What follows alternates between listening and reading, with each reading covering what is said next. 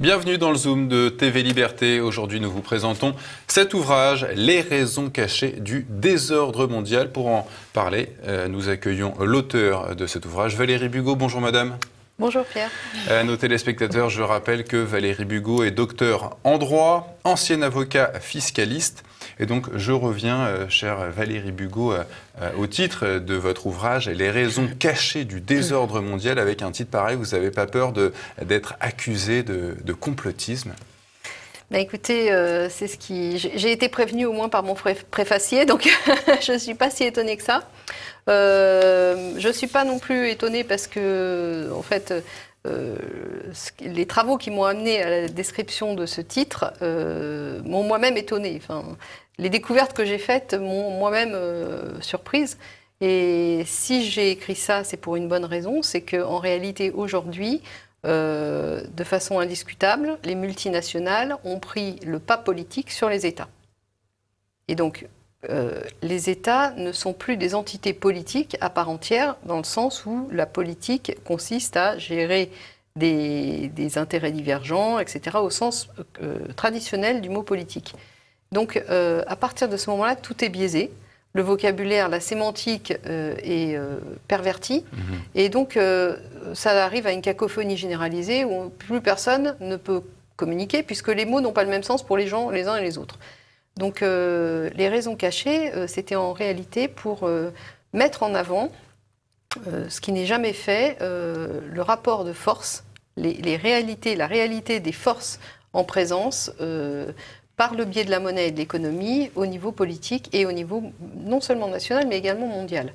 Voilà, parce que moi, mes travaux ont commencé, évidemment, dans le cadre national, mais ayant approché d'assez près les questions de prix de transfert et de fiscalité internationale, je me suis rendu compte que le problème était beaucoup plus vaste et que la France n'était pas grand-chose, qu'un élément parmi beaucoup d'autres, de cette problématique d'ensemble qui est tout à fait radicale et cachée.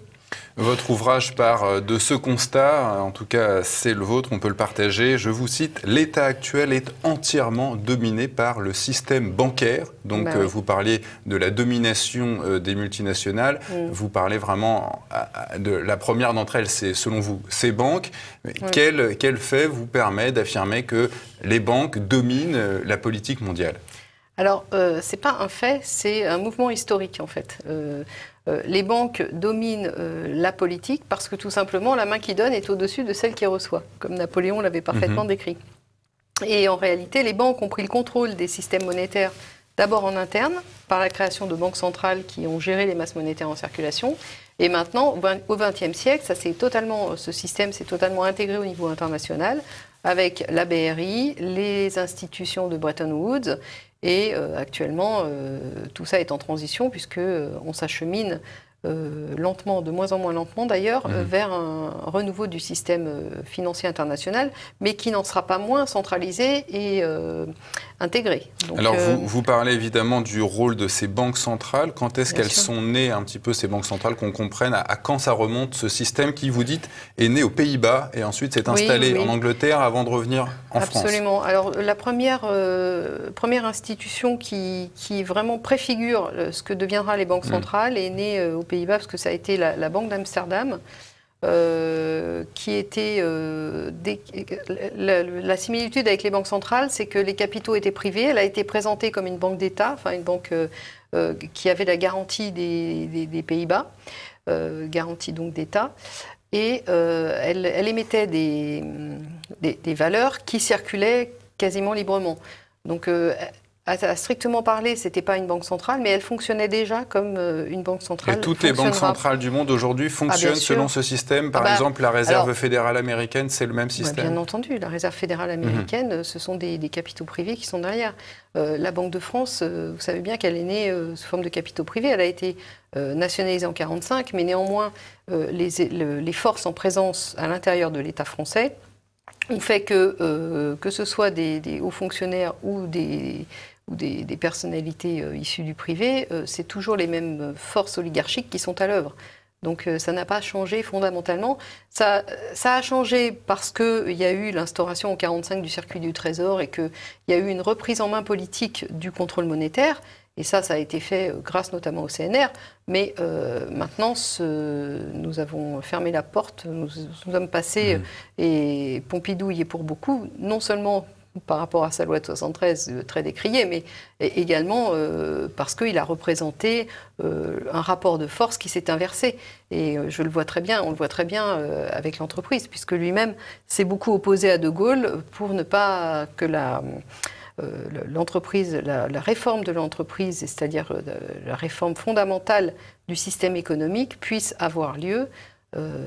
C'est ce qui a fait tomber De Gaulle. Je vous propose, Valérie Bugeaud, de reprendre la conversation sur l'entreprise un petit peu plus tard dans l'entretien. Vous parlez également donc de ce contrôle des monnaies et de l'anonymat des capitaux qui, selon vous, sont les deux mamelles de ce système bancaire. Absolument. Le contrôle des monnaies via le système des banques centrales qui contrôle les masses monétaires en circulation et les réglementations bancaires, puisqu'il ne faut pas oublier que les banques privées sont chapeautées par les banques centrales. Aujourd'hui, ça se passe à Bâle, donc c'est-à-dire au sein de la BRI. La BRI est devenue la banque centrale des banques centrales, c'est-à-dire qu'elle chapeaute, elle pilote les politiques de toutes les banques centrales affiliées de façon centralisée. La Banque des règlements internationaux. D'accord, la BRI, d'accord. La BRI. Donc il ne faut pas s'étonner que des décisions soient appliquées de la même façon par la Banque du Japon, par la Banque centrale européenne ou la Fed, puisque tout ça est centralisé. Ces banques centrales ne sont plus autonomes au sens politique du terme. Elles sont autonomes parce qu'elles sont toujours dans des mains privées, mais c'est géré de façon centralisée et coordonnée par la Banque des règlements internationaux. Vous dites dans votre ouvrage, Valérie Bugeaud, que ce sont ces institutions internationales qui décident en gros qui est riche, ou en tout cas qui se développe dans le monde et qui ne se développe pas. Absolument, puisque à partir du moment où vous contrôlez les masses monétaires en circulation, vous contrôlez l'affectation des ressources. Et de façon historique, les banques centrales n'ont eu de cesse de développer les gros conglomérats. C'est comme ça que les multinationales américaines sont nées, parce qu'elles ont eu le soutien financier adéquat. La capacité de se réunir en groupe. Non, la capacité de grossir, la capacité de grossir, de faire du développement externe en rachetant ses concurrents. Enfin, vous voyez, la capacité l'immense capacité de prédation dont bénéficient les grosses entités. Voilà. Mais selon vous, est-ce que l'État est victime sous contrôle capitalistique, mais anonyme. Ce qui fait que en fait, la prédation peut se faire d'autant plus aisément qu'on ne sait pas qui détient le capital. Qu'il est très difficile de remonter le fil des détenteurs réels du pouvoir. D'accord. Voilà. Je pensais à un labyrinthe. Voilà. Ça m'évoque le labyrinthe parce qu'on ne sait pas trop où on va, on avance, mais... Mais est-ce que vous pensez que les États sont victimes ou complices de l'établissement de ce système que vous dénoncez dans votre ouvrage? Eh bien, en fait, ils sont d'abord victimes et ensuite complices, ils sont les deux. Parce que à partir du moment où ils n'ont plus l'autonomie financière de se développer par eux-mêmes, ils sont obligés de demander à des apporteurs de capitaux et donc de se soumettre aux conditions déterminées par les apporteurs de capitaux. Donc ça n'en fait plus des États libres. Ils sont contraints. Effectivement, il y a beaucoup de corruption derrière, mais il y a aussi la contrainte mécanique, institutionnelle qui se met en œuvre parce que les États n'ont plus la capacité d'autonomie financière. Donc ils sont à la fois complices et victimes. Et donc vous nous dites... Ils sont victimes parce que pour sortir de ça, il faudrait tout simplement reprendre en main sa capacité monétaire, comme ce qui a été fait en France en 1945, je le rappelle, avec la nationalisation de certaines grandes banques, et en particulier de la Banque centrale française, de la Banque de France. Et vous nous dites au fond en fait, que le droit commun a disparu. Alors, je ne dis pas que le droit commun a disparu, je dis que le droit commun était d'ordre civil et que maintenant, il tente à devenir d'ordre commercial. Il y a toujours un droit commun, puisqu'il y a un droit qui s'applique communément à tout le monde. En revanche, ce qui a disparu, c'est sa nature humaniste et faite pour l'individu. Maintenant, le droit commun est fait pour le développement prédateur des multinationales, en gros. Donc, effectivement, il y a Il y a une divergence philosophique et politique et juridique énorme derrière. C'est de l'ordre sismique. Hein. C'est la dérive des continents. On est dans la dérive des continents, mais tout ça se fait très sobrement. Personne n'en parle jamais. Vous n'avez aucune voix qui s'élève pour dire au secours, au secours. Quand il y en a une qui s'élève, malheureusement, souvent elle disparaît assez vite. Donc tout ça, c'est fait sur la durée et de façon absolument discrète. Voilà. Vous évoquez également, Valérie Bugeaud, le rôle des paradis fiscaux, voilà, ces États qui organisent je veux dire, une fiscalité au rabais pour permettre aux multinationales de payer beaucoup moins d'impôts. Et vous dites que voilà, dans ces établissements bancaires privés situés dans ces paradis fiscaux, les sommes qui y sont déposées sont voilà, en fait sous la domination d'établissements anglo-saxons. Mais je veux dire, où est le problème? Pourquoi c'est un problème de déposer cet argent dans un établissement anglo-saxon? Non, le problème, anglo-saxon, oui, ce qu'on veut, mais ce qu'il faut bien comprendre, c'est que ces établissements, ces zones opaques, sont des concurrents des États, des concurrents directs, puisqu'elles soutirent en fait des capacités de subsistance aux États. Et deuxièmement, elles sont aussi des concurrents officiels, puisqu'elles sont formatées comme des États indépendants, etc. Alors qu'ils ne sont pas indépendants du tout au sens politique du terme, ils sont totalement gérés en arrière-plan par des organismes, des organismes d'audit, de contrôle, totalement dominés par les grandes multinationales financières d'origine anglo-saxonne. Aujourd'hui, les paradis fiscaux fonctionnent sur le modèle du trust anonyme, donc c'est encore le droit anglo-saxon qui prime. Quand vous mettez une somme en banque et que cette banque elle est contrôlée par un État, vous avez un contrôle politique et sur ce contrôle politique, vous avez les citoyens, normalement, ont un accès. C'est-à-dire que si les choses vont mal, ils peuvent agir pour faire en sorte que ça s'améliore. Or, ce qui se passe dans les paradis fiscaux échappe totalement à tout contrôle individuel. Il échappe à tout contrôle politique des masses de population. Via l'anonymat des capitaux. Absolument. Ouais. Et qui gère ces sommes dans les paradis fiscaux? Effectivement, là, on retombe sur quelques grandes banques internationales, donc des multinationales de l'argent. Et en fait, ces sommes-là, elles en disposent. Les sommes qui sont déposées sur un compte travaillent après pour les banques. Les banques les utilisent pour spéculer, pour faire ceci, pour faire cela. Les individus qui déposent leur argent n'ont aucun contrôle sur ce qui se passe avec leur argent dans ces places opaques. Je ne dis pas on n'a pas de contrôle. Je dis pas qu'on a un contrôle parce qu'effectivement aujourd'hui les États sont soumis aussi. Donc ce phénomène existe aussi dans les États traditionnels. Mais dans un État digne de ce nom avec un contrôle bancaire politique, fait par des vrais hommes politiques, le problème est bien moindre en réalité. Alors que là, ces places génèrent des pertes de recettes fiscales qui génèrent à leur tour des contraintes supplémentaires sur la fiscalité locale. Donc ce qui oblige les États à se rabattre sur leurs contribuables à eux. Bien sûr, et donc ça génère augmenter des impôts. Voilà. Évidemment, et c'est pour ça que les impôts augmentent, c'est parce que l'argent fuit. Et donc quand je dis que c'est dangereux, c'est pour ces deux raisons précises.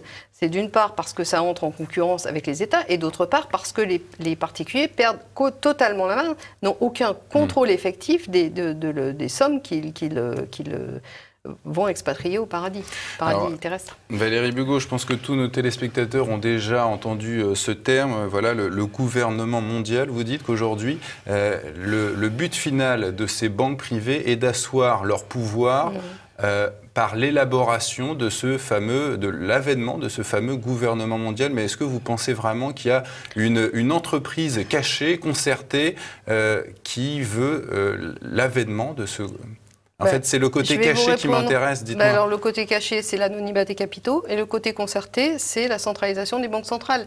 Tous les organismes financiers internationaux qui ont émergé au XXe siècle sont des organismes qui permettent la coordination et la concentration des masses monétaires par des organismes de moins en moins nombreux finalement. Ce qui est en train d'évoluer aujourd'hui, quand vous savez qu'aujourd'hui le dollar américain est en train de perdre sa suprématie comme devise internationale, et donc ce qui est en train de se mettre en place ne va pas dans un autre sens que ce que Keynes préconisait en 1944 avec le Bancor. Donc on arrive toujours dans une centralisation. C'est quoi le Bancor? C'est un panier de monnaie internationale. Voilà, en tant que devise internationale.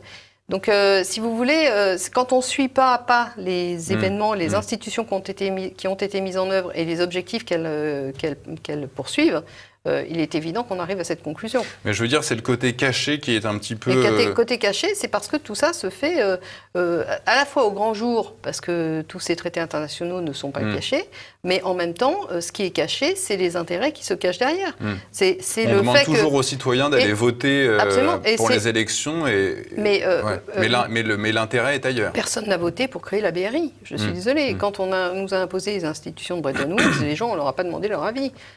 C'est ça qui est caché, c'est que ça échappe en réalité au contrôle politique citoyen. C'est dans ce sens-là que j'estime que c'est caché. Et l'anonymat des capitaux, c'est un problème majeur. Et l'anonymat des capitaux, c'est vraiment quelque chose qui génère le secret. Vous parliez de la force déclinante du dollar et parallèlement aussi des États-Unis, on peut le dire, je pense aujourd'hui. Vous dites que leur force de cette domination. Vous dites aujourd'hui justement que les tenants de la globalisation maintenant pourraient opter pour la Chine comme intermédiaire avant l'avènement de ce nouvel ordre mondial, de ce nouveau gouvernement mondial. Oui, alors plus précisément. Est-ce que Pékin est ouvert à l'élaboration d'un projet comme ça? Alors, plus précisément, je dis que la Chine s'est développée économiquement par le biais de toute cette machinerie que nous avons connue également derrière le développement des États-Unis d'Amérique au début du XXe siècle, à la fin du XIXe, début XXe siècle. Donc, c'est les mêmes processus qui sont en œuvre pour le développement de la Chine et pour ce qu'on a connu aux États-Unis. Mais il y a une grosse différence entre les États-Unis et les Chinois, c'est-à-dire que les Chinois, c'est une civilisation millénaire. C'est une civilisation qui a subi de sérieux revers, justement, par l'Occident au XXe siècle. Et je pense qu'elle a profondément ancré une soif de revanche, dans le sens où ils ne veulent, je pense, mais ça ne tient qu'à moi, je peux me tromper, je ne serais pas étonnée qu'ils aient vraiment une soif de reprendre le contrôle de leur mode de vie. Mais cette soif de contrôle, c'est lié au côté millénaire de leur civilisation ou c'est lié au fait que le pays soit dirigé par le Parti communiste chinois? Non. Alors la Chine, c'est compliqué. C'est un pays qui est dirigé par un parti communiste, mais à l'intérieur du parti, vous avez des grandes familles et qui ne sont pas toujours d'accord entre elles. Certaines ont pactisé très évidemment, de façon évidente, avec tout ce capitalisme anglo-saxon et plutôt anglais, et d'autres ne l'ont pas fait. Donc vous avez des luttes de pouvoir à l'intérieur de la Chine que je ne maîtrise pas du tout. Donc je ne sais pas quelle faction l'emportera au final. En revanche, ce que je sais, c'est que la Chine a quand même, c'est le pays qui a développé les arts martiaux. Et les arts martiaux, c'est utiliser la force de l'adversaire. Le jujitsu. Non, mais c'est ce que ça veut dire, utiliser la force de l'autre pour la retourner contre lui. Exactement. Donc, il ne serait pas étonnant que les Chinois utilisent les armes que l'adversaire a développées pour ensuite les retourner contre lui. Ça, je ne serais pas surprise. Maintenant, je répète, je ne maîtrise pas suffisamment les rapports de force à l'intérieur du pouvoir politique chinois pour savoir comment les choses évolueront. Parce qu'il y a quand même une partie, de façon évidente, une partie des dirigeants chinois qui a pactisé. Comme nos dirigeants ont pactisé aussi en leur temps. Donc, Valérie Bugeaud, pour continuer à parler de votre ouvrage, j'aimerais qu'on parle de ces concepts juridiques que vous évoquez dans l'ouvrage. Voilà, vous dites que pour abattre le système bancaire, il faut revenir aux concepts continentaux, aux concepts juridiques continentaux et abandonner ces réglementations à l'anglo-saxonne. Est-ce que vous pouvez nous développer un petit peu les différences qui existent, ces différences de point de vue entre le droit continental et le droit à l'anglo-saxonne? Oui. Alors, pour vous répondre, il faut remonter au système de développement de ces deux droits qui n'ont pas grand-chose à voir aujourd'hui l'un avec l'autre. Le droit continental, évidemment, les deux sont des dérivés du droit romain, on est bien d'accord. Le droit continental s'est développé dans le cadre où vous aviez un rapport de force équivalent entre d'une part le pouvoir temporel, donc seigneur et royauté, et d'autre part le pouvoir spirituel, qui était représenté par la papauté, en l'occurrence en Europe de l'Ouest. Et dans le cadre de ce rapport de force entre les deux pouvoirs, chacun essayant de maintenir ses prérogatives, voire d'empiéter sur l'autre, s'est développée une zone neutre, finalement, de neutralité, dans laquelle zone, finalement, la bourgeoisie commerçante a pu évoluer, a pu se développer.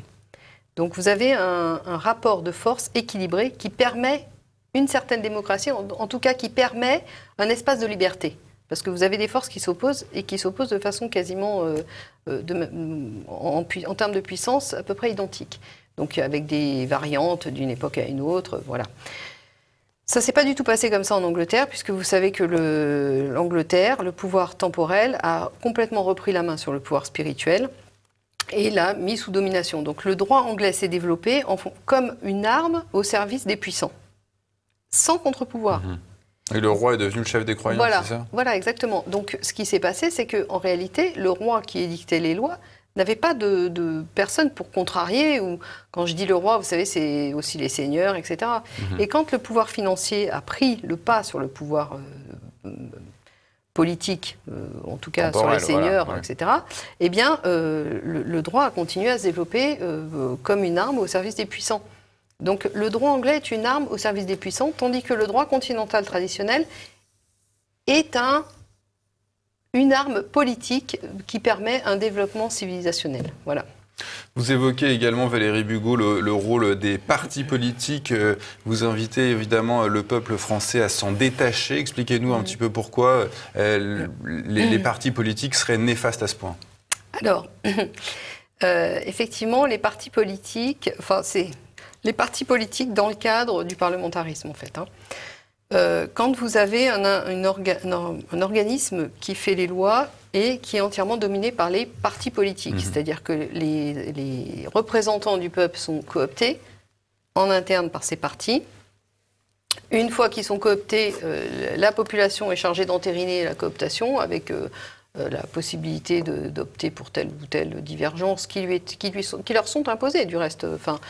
Aujourd'hui, typiquement, je ne crois pas que les individus aient encore à l'esprit une dichotomie droite-gauche, par exemple, pour gérer le bien commun. Donc, tout ça est fallacieux, et le fait que le parlementarisme impose des élections en permanence pour voter pour des élus, etc., la prétendue démocratie, donne en réalité le pouvoir intégral à ces partis politiques, puisque le parti qui gagne envoie aussi des émissaires au gouvernement, etc. Donc derrière l'apparence de séparation des pouvoirs, en réalité, les partis politiques concentrent les pouvoirs. Et les partis politiques, c'est comme les banques centrales, ils sont pas vraiment indépendants. Ils sont dépendants de ceux qui leur apportent les capitaux, qui leur permettent de se présenter. Oui. Parce qu'une campagne électorale, ça vaut très très cher. Donc, alors quand on l'a vu d'ailleurs avec Nicolas Sarkozy qui avait un petit peu dépassé apparemment. Quand c'est en circuit fermé, c'est-à-dire que tout ça est financé en interne par la population, ça peut encore passer. Mais à partir du moment où les financements deviennent externes, et on est absolument dans un système totalement comme ça aujourd'hui, eh bien, il n'y a plus de limite au pouvoir absolu des partis politiques et donc des créanciers des partis politiques. Et donc derrière, vous avez les principaux propriétaires de capitaux qui détiennent le pouvoir politique sans dire son nom, donc toujours de façon cachée, c'est aussi le titre de mon livre, vient aussi de ça, c'est que l'apparence ne correspond plus du tout à la réalité des pouvoirs. Voilà. Vous avez également écrit cet ouvrage, j'ai répété le titre au début de l'émission, Valérie Bugeaud, La nouvelle entreprise. Vous estimez qu'il faut la rétablir, cette entreprise, dans ses fonctions. Est-ce qu'elle a été travestie, l'entreprise, depuis quand? Comment? Alors, c'est une question difficile parce qu'elle a quand même depuis le départ évolué sous la forme capitalistique avec un monopole des apporteurs de capitaux. Néanmoins, de façon fonctionnelle, l'entreprise a un rôle social à jouer. Et ce rôle social est évident et finalement ne s'est jamais démenti au fil des âges. Donc moi, quand je parle de nouvelle entreprise, je parle de rétablir en fait cette fonction sociale et institutionnelle qui n'aurait jamais dû être travestie en fait. Au profit de quoi? Au profit des principaux apporteurs de capitaux, justement. Donc l'entreprise est captée par les principaux apporteurs de capitaux. Il faut se rendre compte que dans le cas des... Les travailleurs n'ont pas de représentation.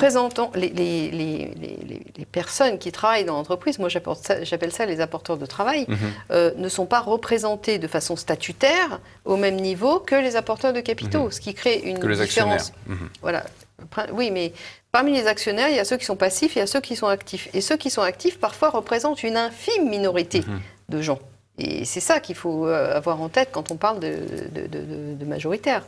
C'est des majorités en termes vraiment relatifs et pas absolus. Et surtout pour les entreprises cotées en bourse. Donc en fait, le problème avec l'entreprise se pose quasiment dans les mêmes termes qu'avec la monnaie. C'est-à-dire que c'est une institution sociale qui a été dévoyée et captée au profit de certains intérêts. Et ces intérêts, on les retrouve toujours parmi les principaux propriétaires de capitaux anonymes. Donc c'est pour ça que je dis que ça correspond à une caste. Vous parliez tout à l'heure d'intérêts convergents, et en effet, c'est une caste à intérêts convergents qui va toujours dans le même sens. Cette caste, évidemment, on l'aura bien compris, c'est cette bourgeoisie commerçante et financière. Et vous dites dans votre ouvrage... Je les appelle les banquiers commerçants, parce qu'en réalité... Oui. Mais vous dites voilà, que cette caste est arrivée au bout des ressources de son mode de fonctionnement. Donc, est-ce que finalement, n'y a-t-il pas qu'à attendre sa chute si elle est arrivée? Je vous cite. Elle serait arrivée au bout des ressources de son fonctionnement. C'est pas les ressources. Enfin, oui. Alors, c'est pas comme ça qu'il faut le voir. Elle a développé des armes pour progresser de façon. Pour progresser vite, il faut être caché. Donc, ils ont développé notamment l'anonymat pour se développer et prendre le pouvoir politique. Pour l'instant, officiellement, ils n'ont pas le pouvoir politique. Et leur objectif évident est de prendre le pouvoir politique officiel. Donc, en effet, on arrive aujourd'hui à ce croisement de chemin dans lequel tous les pouvoirs sont concentrés dans les mains de cette caste, mais ils n'ont pas le pouvoir politique officiel. Donc, eux, leur projet est d'aller dans le sens d'une prise de pouvoir officielle. Et le projet des populations, à mon avis, elles devraient prendre conscience que leur projet à eux doit se cristalliser dans un sens opposé. Parce que sinon, on ira directement à l'esclavagisme, à l'esclavage légal. D'ailleurs, juridiquement, c'est vers ça qu'on se dirige aujourd'hui, très clairement. Valérie Bugeaud, je rappelle le titre de votre ouvrage, donc Les raisons cachées du désordre mondial, c'est édité chez Sigest. Merci Valérie Bugeaud. Merci Pierre.